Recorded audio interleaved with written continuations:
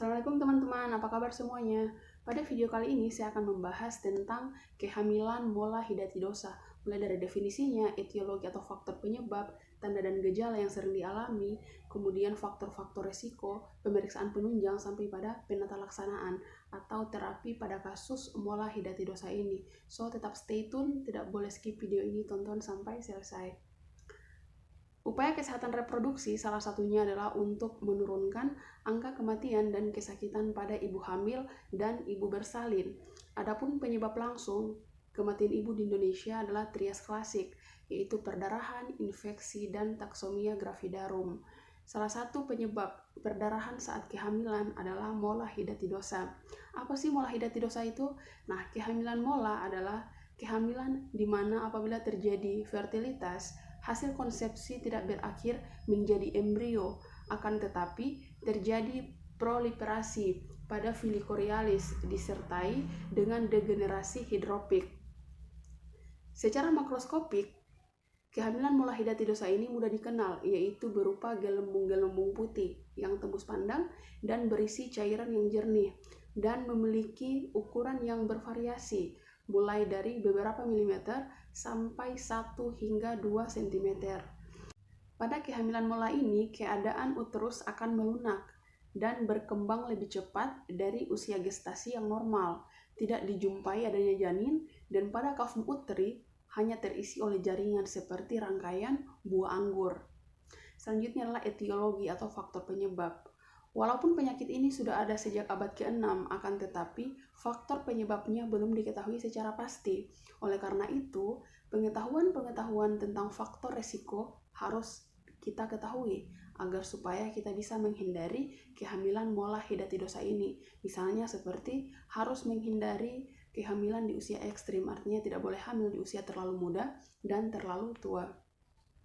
Selanjutnya adalah faktor resiko. Nah, ada beberapa faktor-faktor yang beresiko bisa menyebabkan ibu mengalami kehamilan mola. Yang pertama adalah usia ibu. Ovum atau sel telur pada wanita yang berusia lebih tua memiliki rentan atau memiliki resiko untuk mengalami pembuahan yang abnormal. Menurut penelitian, kehamilan mola hidatidosa ini terjadi 2 kali lipat pada wanita yang berusia di atas 35 tahun dan 7,5 kali lipat terjadi pada wanita yang berusia di atas 40 tahun. Yang kedua adalah status gizi. Dalam masa kehamilan, keperluan akan zat-zat gizi ini akan meningkat, diperlukan untuk memenuhi kebutuhan demi perkembangan dan pertumbuhan si janin. Yang ketiga adalah riwayat obstetrik. Nah, kehamilan mola ini memiliki rentan atau beresiko pada wanita yang memiliki riwayat abortus spontan sebelumnya. Yang berikut adalah karena faktor genetik. Kemudian terjadi juga pada ibu yang memiliki kebiasaan merokok dan mengkonsumsi alkohol. Kemudian juga terjadi pada ibu yang menggunakan kontrasepsi oral. Nah, ibu yang menggunakan kontrasepsi oral lebih dari 10 tahun memiliki resiko 2 kali lipat untuk mengalami kasus mola hidatidosa ini. Selanjutnya, tanda dan gejala yang sering dialami. Yang pertama yaitu amenore atau ibunya tidak mengalami haid. Yang kedua, ibunya mengalami mual muntah yang berlebihan.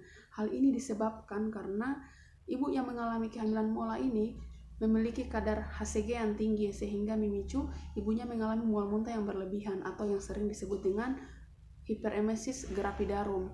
Selanjutnya, uterusnya lebih besar dibandingkan dengan usia gestasi atau usia kehamilan. Terus, tidak ditemukan adanya kehamilan yang pasti seperti DJJ dan balotemen, serta ada pengeluaran gelembung-gelembung putih melalui jalan lahir. Selanjutnya adalah pemeriksaan penunjang. Nah, ada beberapa cara yang bisa dilakukan.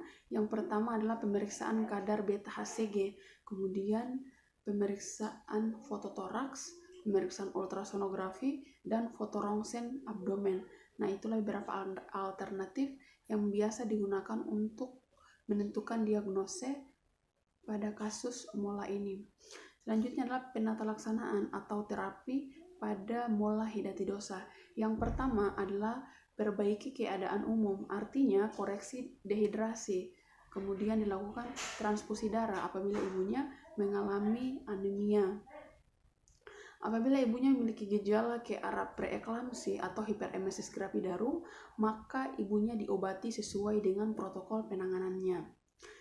Ketika keadaan umum sudah dilakukan, maka selanjutnya adalah dilakukan pengeluaran jaringan mola. Nah, bisa dilakukan dengan dua cara. Yang pertama yaitu kuretase, yang kedua adalah histerektomi atau pengangkatan rahim. Nah, tindakan pengangkatan rahim atau histerektomi ini dilakukan apabila ibunya sudah memiliki cukup anak dan tidak mau hamil lagi. Selanjutnya adalah pemeriksaan lanjutan atau follow up. Nah, pada pemeriksaan lanjutan ini dilakukan pengawasan selama kurang lebih 1 atau 2 tahun. Nah, selama masa pengawasan ini, penderita dianjurkan untuk menggunakan kontrasepsi kondom atau pil kombinasi dan juga bisa digunakan diafragma. Nah, pada masa pengawasan ini, setiap minggunya dilakukan tes HCG sampai hasilnya normal selama 3 kali berturut-turut. Setelah itu dilanjutkan lagi pemeriksaan setiap bulannya sampai hasilnya normal 6 kali berturut-turut. Nah, apabila hasilnya sudah normal, maka penderita dianjurkan untuk melepaskan kontrasepsinya dan bisa dianjurkan untuk hamil kembali. Perlu diketahui, kehamilan mola hidatidosa ini merupakan penyakit yang cukup serius, jadi tidak boleh disepelekan dan harus ditangani dengan baik, karena apabila tidak ditangani dengan baik, maka akan menyebabkan shock bahkan kematian. Cukup sekian yang bisa saya sampaikan pada kesempatan kali ini. Terima kasih, sampai ketemu di video selanjutnya. Bye!